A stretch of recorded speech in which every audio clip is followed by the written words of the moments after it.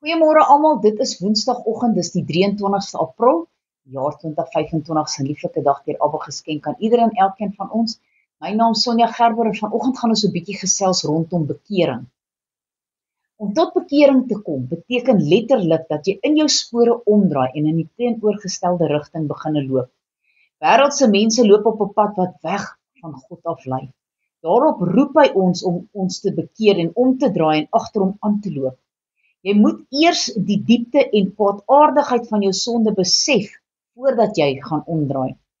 En selfs dan is bekering nie iets wat jy self kan doen nie. Geloof, berou en bekering tot God en net God sal werk. Om jou tot God te bekeer impliseer dat jy ook jou medemens bekeer.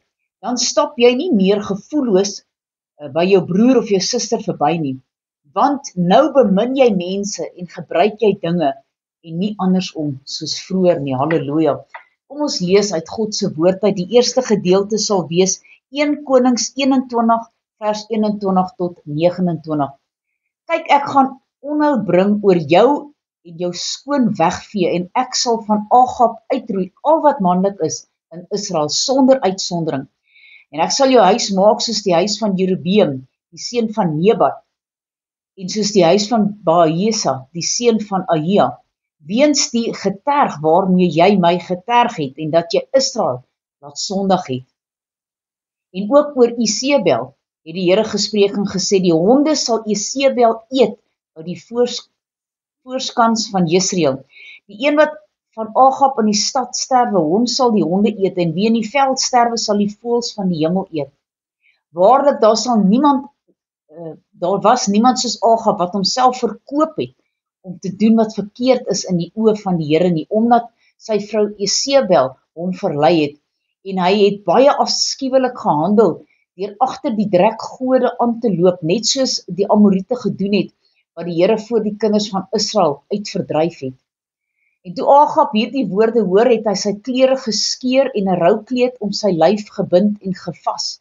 En hy het ook met die roukleed geslaap en stadig rondgeloop. Toe kom die woord van die Here tot Elia die Tisbiet en sê, het jy gesien dat Agab hom voor my aangesig verneder het?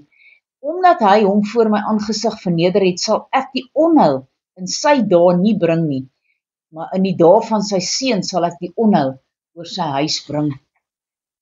Dan 2 Kronieke 15 vers 1 tot 8.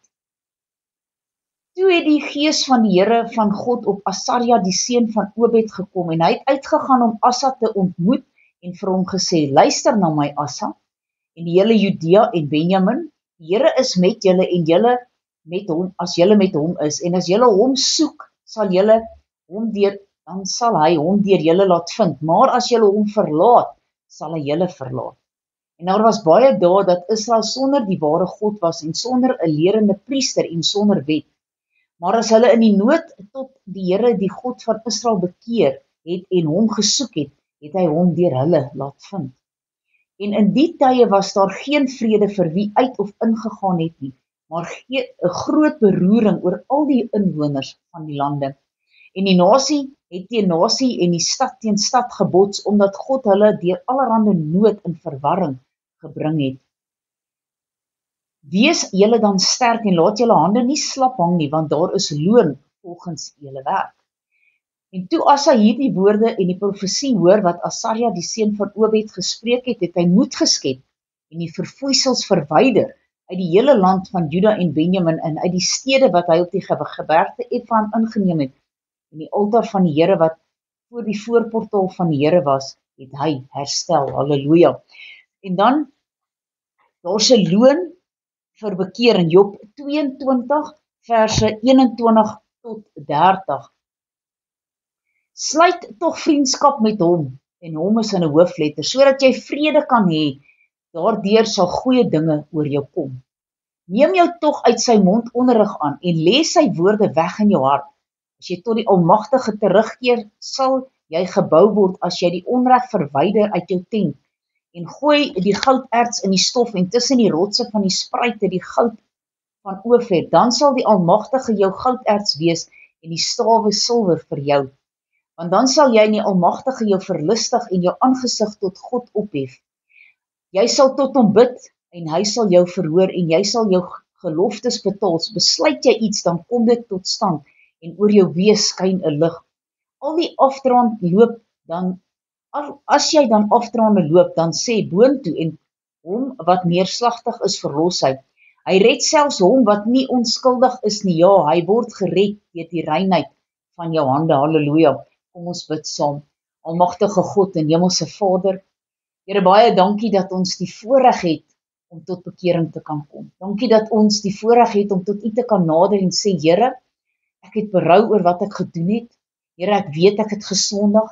Ek weet ek het 'n redder nodig. Here, wil U nie net kom en my kom skoon was en my reinig en my heilig, sodat ek rein en eerbaar voor U kan wandel nie.